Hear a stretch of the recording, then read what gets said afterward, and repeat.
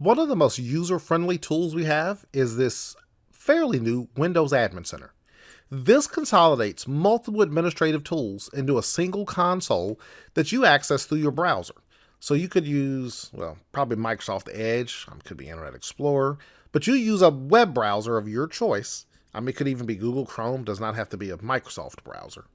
But you go through a web browser and you can manage all of your servers, machines you have through the web browser by using this Windows Admin Center.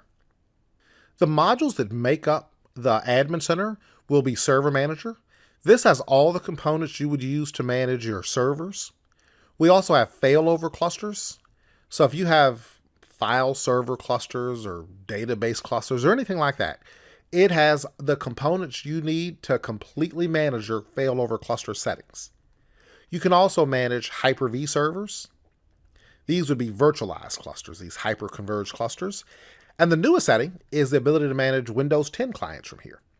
Now, an easy way to think of this is this gives you no capability you did not have before. But before, if you wanted to use Server Manager, you had to go to one tool. You had to go to the failover tool if you wanted to manage failovers. You had to go to Hyper-V.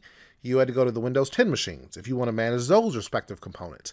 So this just consolidates all of that into a single graphical tool, and you can just click from one to the other, and you have full administrative capability over all these resources in your environment.